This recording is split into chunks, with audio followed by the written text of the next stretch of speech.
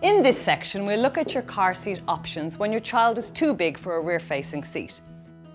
Rear-facing car seats are the safer option, but at some point, after the infant's head extends beyond the height of the seat, or they are heavier than the manufacturer's guidelines, they'll need to move up to the next group stage, extended rear-facing or forward-facing.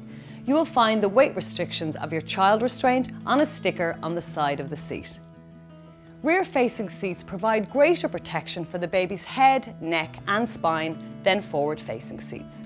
In fact, studies have found that it is 5 times safer to keep your child in a rear-facing seat than to have them in a forward-facing seat. So it's best to keep your baby in a rear-facing seat for as long as possible. When your child grows out of their infant carrier, they will graduate to neither an extended rear-facing seat or a forward-facing seat. Extended rear-facing seats can be a bit tricky to install unless you are using an ISOFIX model, so the risk of them being incorrectly fitted is increased. An incorrectly fitted seat in turn increases the risk of injury or even death in the event of a crash. Our advice is to resist any temptation to purchase a seat online without being able to try it in your car first, unless you are able to find expert guidance about fitting that particular seat in your car. You also need to be sure that the seat will suit your child, so our advice is to bring your child and your car to a reputable child car seat retailer who can teach you how to properly fit the seat into your car. Some vehicles may not have enough space to fit the extended rear-facing seat. If you are thinking of purchasing an extended rear-facing child car seat, then ensure you know the dimensions of the vehicles it is to be fitted into. If you have bought an extended rear-facing child seat, then the RSA's Check It Fit service may be able to install it correctly for you. Now I'm going to show you how to install an extended rear-facing car seat. The first thing we do is attach the ISOFIX arms to the chassis of the car. An indicator will click green to ensure that we have it done properly. Secondly, we need to ensure that the leg is on the solid ground. Thirdly, we need to make sure that the rebound bar is flush against the back seat of the car.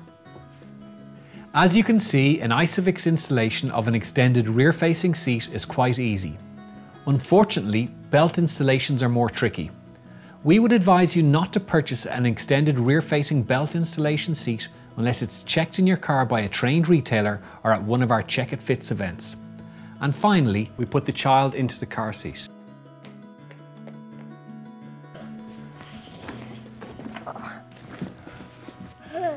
When we're strapping the child into the car seat, we need to make sure the shoulder straps come from the same level or just below their shoulders.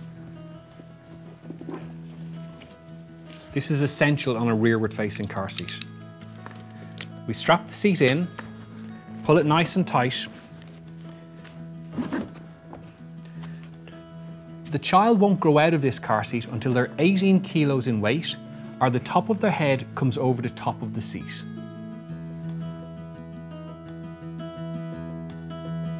The other option when your child outgrows their rear-facing infant carrier is a forward-facing seat. Things to look for in a forward-facing seat are side impact containment, to keep our child protected from a side collision, an adjustable harness so the seat grows with your child, and a recline, so our car seat is comfortable for our child on long journeys. Our advice is that generally the back seat is the safest place for children, and this remains true for forward-facing car seats. If you have no other alternative but to put the child in the front, they must be in the appropriate child car seat and always keep the passenger seat as far back as possible from the dashboard.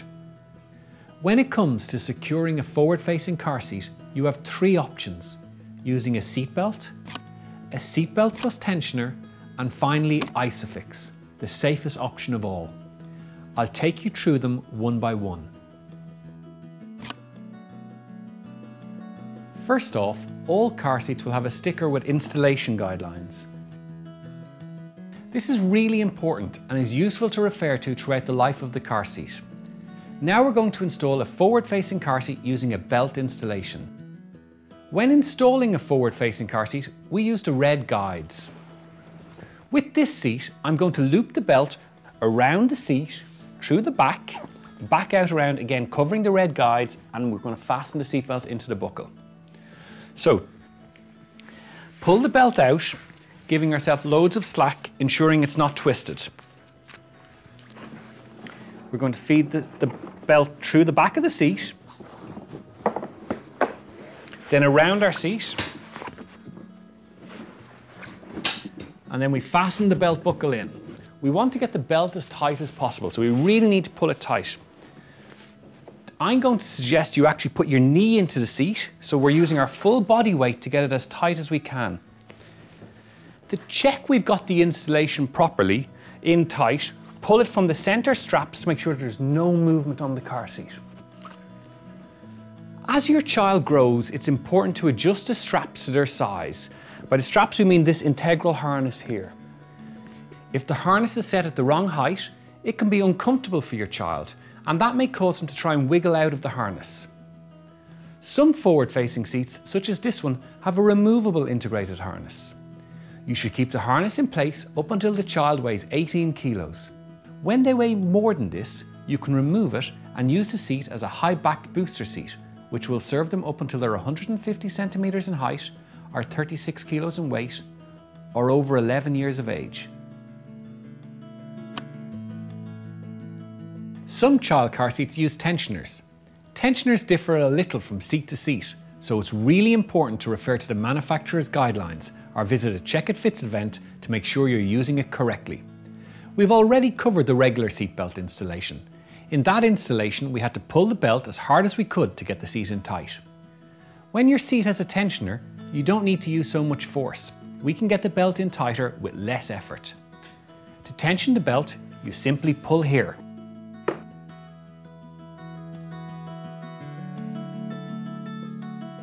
Now we're going to install a forward-facing ISOFIX car seat.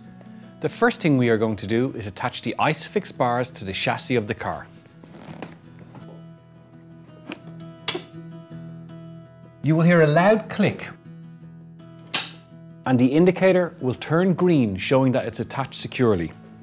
The second thing we need to do is make sure that the leg is against the solid floor. Again, you see a green indicator to say that you've got it installed properly. This is how we install a forward-facing ISOFIX car seat. And finally, we put the child into the car seat.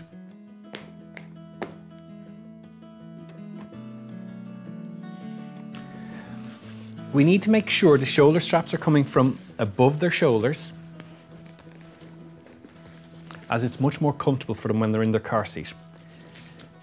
Fasten the buckle in. We're then going to pull the slack out of the belt around their legs, like so, and pull it nice and tight. To make sure we have it properly tight, make sure you can't put 2 fingers between your child's chest and the harness. So here, it's too loose. We want to get it a little bit tighter. Tristan won't grow out of this car seat until he's over 18 kilos in weight, or his eye line, this part here, comes over the top of the seat. Thank you for watching this series of videos. If you need to look back over any of the videos again, you can do that by viewing one of the links that appear on screen now.